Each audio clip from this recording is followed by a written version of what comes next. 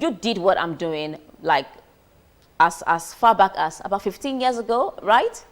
As far back as about 15 years ago. Yeah. So I want you to quickly give a summarized assessment much more than of that. what it was like then for the tech ecosystem, for the tech sector in Nigeria versus what you are seeing now in 2021. Yeah, it's been a roller coaster. That's where I can put it.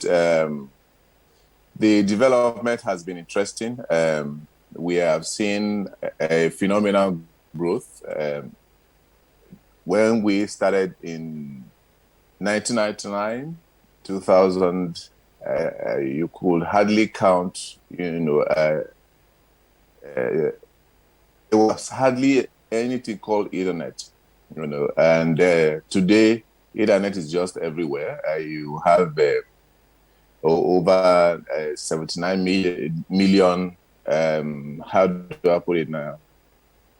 Smartphones in the country. You have a teledensity of over 100%. As at that time, the teledensity was just about 2%, and today now you have ICT contributing over, to the GDP over 17.3%. That is huge. Just following oil. And so the growth has been phenomenal, very, very interesting.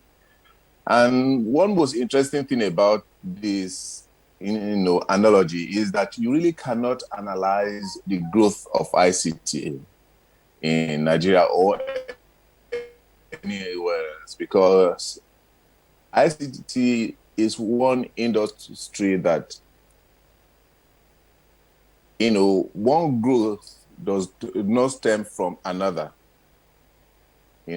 What I mean by that is that you had, for instance, computing, and today we are talking about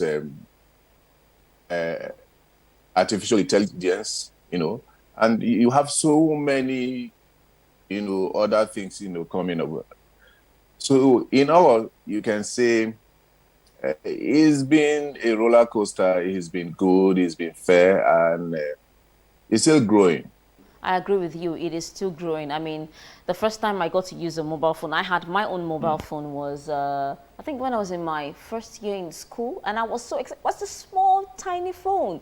That had this very funny ringtone, but anytime the phone rang, I danced. How many years ago was was like a miracle for me. So, and now look at me. I can change smartphones to probably 2 smartphones in a year because I just want to use the latest model. So let's talk about internet penetration. Yeah. I mean, when internet came to Nigeria, it was a very big deal. I remember going to cyber cafe as many other people to check my email. When I buy 100 naira worth of time, I probably have to check just one email because it keeps buffering and buffering. So how is the internet penetration like on a scale of 1 to 100 between then and now? Because of the penetration of smarts, we now have about 76% of, the teledensity is about 101%. And 70% of the smartphones that we have in Nigeria are internet ready. So you can actually say that the presence of internet or internet penetration is almost 70%, except for the rural areas. But even in those rural areas, they have, there are smartphones. And so the penetration, you can give it a thumbs up, about 76%. And then that has given rise to huge innovation amongst younger ones and entrepreneurial growth of the younger generation in Nigeria. Using the case of the recent CBN ban on cryptocurrency, how would you say the government have fared in the adoption of technologies? Give it, the sector, because the private sector has been the driver. But you really cannot put the public sector aside, because policy has really helped to shape the industry itself, and then the private sector just key into it. But no, you can still say that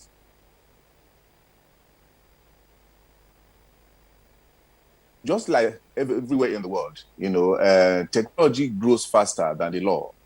And therefore, we can also say that the growth of technology or innovation in Nigeria has been growing faster than the policy introduction and framework, in Nigeria. Then you also take a look at, you were talking about the usage of technology, by Nigerians, and I do not know in the various areas you're talking about, because today you are talking about digital economy, because you are no longer talking about ICT, because in Nigeria today, almost every sector, is digified. So you can really give it up, I really cannot blame any sector right now, and because from the policy framers and to the implementers and the private sector, those who initiate, who innovate, and all of that, you can give everybody a huge thumb up for the growth that we are noticing.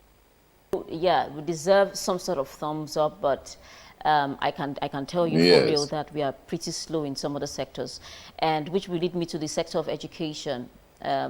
Someone once said that, how are we training the younger generation for the future of work? How are we training the primary and the secondary school children for the kind of work that they're going to have for the future? So are you concerned at the rate at which our education system is embracing technology, putting into consideration the government schools, and also the low-cost schools in rural areas and developing communities? I think you have to put things in proper perspective. Are you talking about the future of work, or you are talking about the future of knowledge, and then adoption in these two various sectors? Because, if you put everything in one basket, it becomes very difficult to dissect, and then take a look at growth, because the first one you mentioned was like the future of work and skills. Then we can analyze that one appropriately. But if you're talking about education, then you are talking about knowledge, and so we have to put them in proper perspective. Which one should we talk about, first? Here is my concern. I mean, in developed nations, as young as 3-year-olds, 4-year-olds, 5-year-olds, they begin to teach them about coding, some design, some how to make toys, how to make some going to gaming as young as that. Some of the schools put them into the curriculum. Now, the bulk of the schools we have in Nigeria, especially the government secondary schools where we have more students, some of them don't even have computer labs. And some of the computer labs are not even equipped with advanced technology or even the basic ones. So shouldn't that be a cause of concern, that we are training out children out of the education system that might not be able to compete with children in the developed nations? That is the point I'm trying to make here. That will be dealt with the curriculum. That has to do with NUC and the curriculum. If we have to take a look at the future of work and skills, and in relation to technological growth, everywhere in the world, you really cannot say because they are coding and then what they are doing is wrong, that it is just the evolution of technology. And you cannot say their adoption is slow or it's not slow, if you take a look at it, is a global trend, really. It's a global trend because today, you no longer can say until you finish secondary school or until you finish university before you begin to take a look at technology, adopt it in what you do. Because if you take a look at all the algorithm of growth and the need to use those things to empower the youth, be it in education, in research, and other areas of life. Let's talk about cyber awareness. Thanks, you belong to, a group that really deals with that. Cyber awareness, cyber security, which of course leads to cyber security, and also cyber crime, because it affects everybody, young, old, Nigeria or abroad or wherever it is that you are. What would you say is the level of knowledge of the level of cyber awareness in Nigeria, and what is the way forward? This is a major issue in our country today. That a lot of people do not know what cyber security is and cyber awareness or cyber responsibility. So, what we do offline contribute to how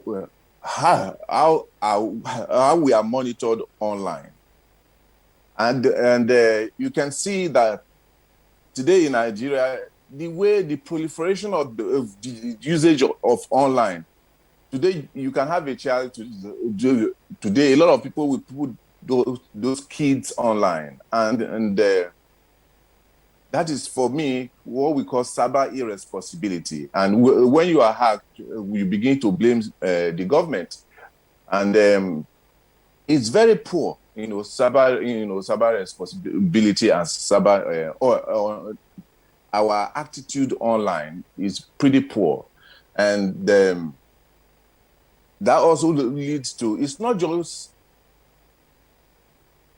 when we talk about cyber security, a lot of people think it's just money, and when they take our money from the bank and all of those things. But cyber responsibility has to do with how we take care of ourselves, our mannerism offline, and then our mannerism online. That is a perfect place to end this conversation. I mean, it goes, cybersecurity goes beyond what we do online. It also reflects on our offline life. Thank you so much for joining us on the show. But before I go, quickly, Kane tweeted at us and said, "Hi, Bayero, long time no see." So your fans are really calling you to say it's really nice to see you. But really, it's nice to have this conversation with you, Bayero Agabi, the Vice President of Nigeria Internet Group, the man who has been on the scene for 20-some years. I'm really glad I had this conversation with you, and I really do hope that going forward, things can get better for Nigeria, because we have everything it takes to become a tech powerhouse in Africa and for the rest of the world. Thank you so much for joining us, Bayero. Thank you. All right, and that is how we wrap it up on Tech Hub for this particular edition. I believe you've learned one or two things. Please stay safe, remember, both online and offline, and even from COVID-19. Anyway, my name is Mercy, and until the next episode, take care.